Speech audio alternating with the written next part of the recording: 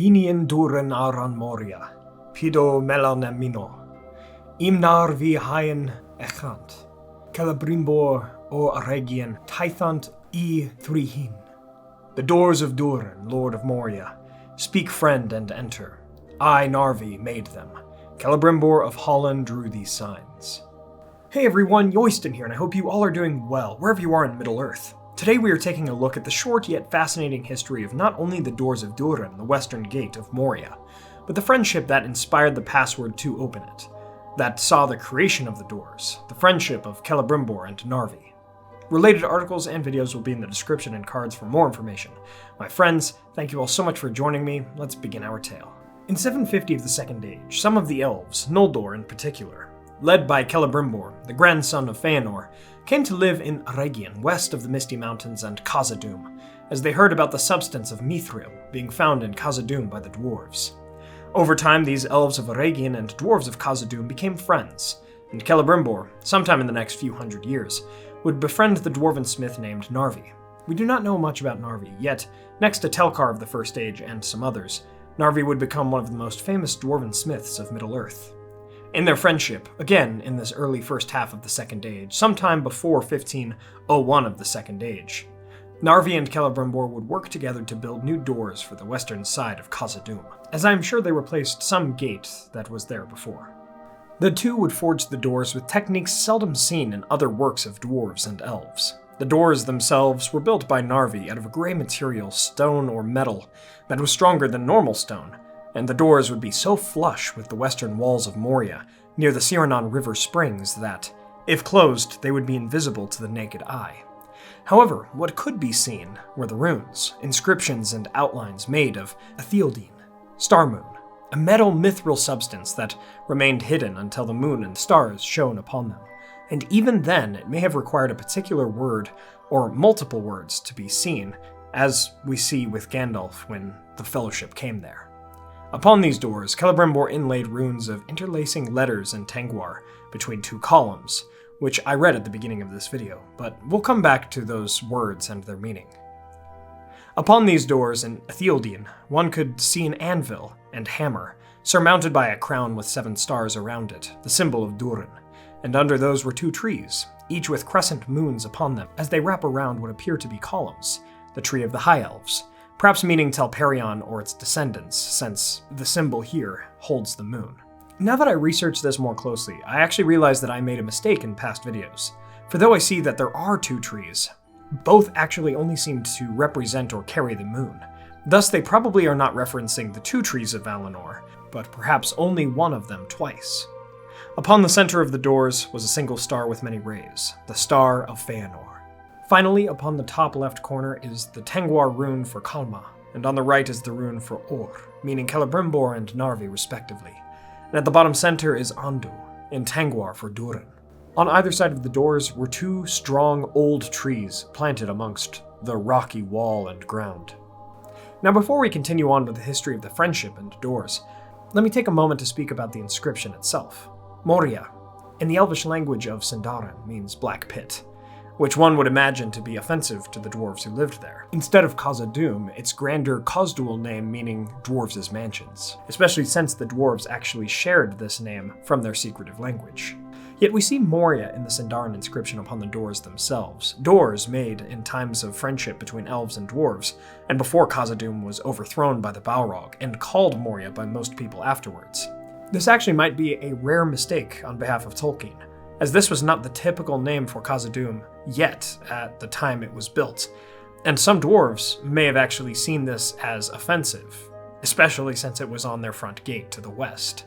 However, it is possible that, just as the Tolkien Gateway article in the description explains, dwarves would themselves eventually use this name at the end of the Third Age, and perhaps they did not find the name to be derogatory, only the name that the elves used, and something that the elves just called their home with a lack of understanding and love for such giant underground kingdoms. I'm not entirely sure, since some Sindarin elves themselves also lived in caves under the ground. Words and their meanings are absolutely intentional in Tolkien's works, so indeed this might be one rare mistake that we find within the legendarium. Now, with the power of the doors likely coming from some combination of elvish and dwarvish magic and craft, The Doors of Durin would only open if someone on the outside of the doors spoke the word melon, meaning friend in Sindarin, yet the doors could be simply pushed open from the inside going out. Now, this is actually very interesting, and of course the doors speak so plainly that the inscription is almost a riddle in itself.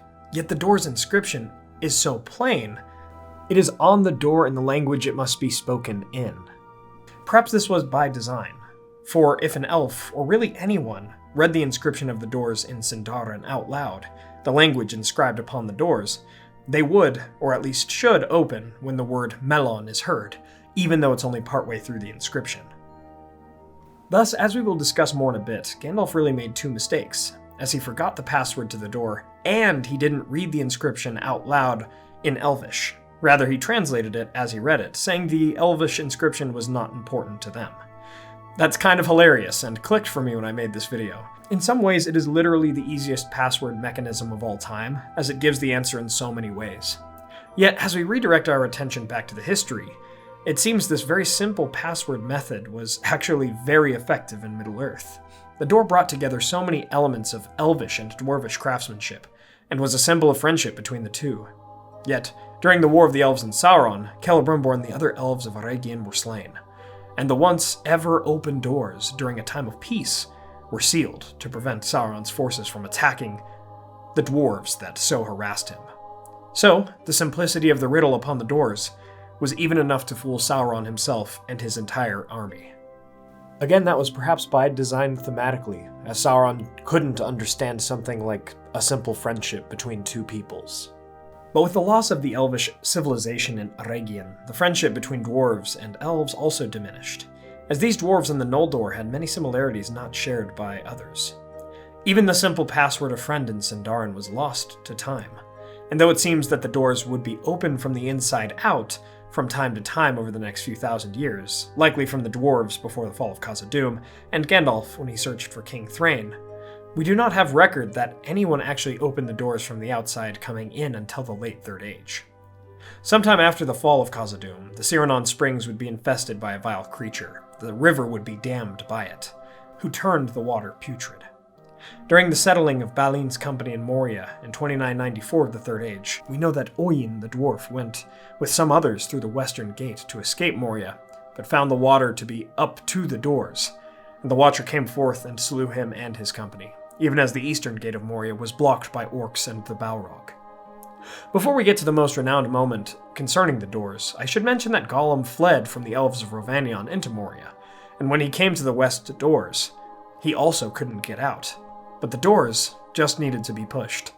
Perhaps Gollum wasn't strong enough, but if that stopped him, I cannot imagine how lost he would have been if he was actually on the other side of the closed doors, even for a riddle master, since there's no way he would speak Elvish. It's pretty hilarious to me. I'm not quite sure what stopped Gollum from getting out. Again, he just probably wasn't strong enough. Anyway, we come to early 3019 when the Fellowship came to the doors outside. Gandalf again read the inscription out loud, but only in the common tongue as he translated it, and so the Fellowship was delayed. Some disturbed the waters with stones, but eventually Merry the Hobbit asked what the inscription meant in a different way, and then Gandalf realized that the comma in the inscription had fooled him, and the password was in the question itself. Soon after, the Watcher attacked the company, forcing them inside and closing and likely damaging the doors behind them. After this, we are not sure what became of the Doors of Durin, or how badly they had been hurt by the Watcher, yet I believe the legacy of friendship between Celebrimbor and Narvi of the age before held strong against the Watcher's onslaught, and they would be secured and taken care of once more by the dwarves of the Fourth Age and so on, who reclaimed their kingdom of old, and remembered their friendship with the elves, and the bygone days of the Second Age, and what the doors stood for. And so we come to the end of our tale about the Doors of Durin, and the friendship of Celebrimbor and Narvi. From this story, we see that the creations of friendship and days of peace can be stronger than the dark days and even the passage of time. Thank you all so much for watching. I hope you all enjoyed this lore video. If you did, please be sure to hit that like button and share this with a friend. What are your thoughts on the Doors of Durin? Let me know in the comments below. The Doors of Durin have always been such a symbol of Tolkien's works for me, right there next to the Argonath and the White Tree, among others. I love this artifact of Arda and how it ties in so closely with that friendship between two crafters of different peoples. If you'd like to support the channel, please consider getting some candles from our friends Mythologie Candles through the link in the description below, or check out our merch or Patreon. Thanks to our Valor tier patrons, Peter Shepard, Jonathan Putna, Mark Kralik, Blair Scout, Merton, John Hume, Sam McBee, Matt Sabach, Elizabeth Calvert, Maz Gibbs, Reese Jenkins, Adam Petrolik, Brandon Glidden, Molly Sullivan, Daniel Burns, Anthony Harmon, Dorwin Gray, Arthur Merlin, DJ Vaught, and Dale Davis. Thank you so much to all of our patrons and YouTube members. Please subscribe and hit that bell button to join the Men of the West and all of the Free Peoples today. And I'll see you all again next week with an epic character history on Manwë Sulamo, the Elder King of the Valar. You all are the best, my friends. Thank you all so much for joining me on this adventure. Until the next one.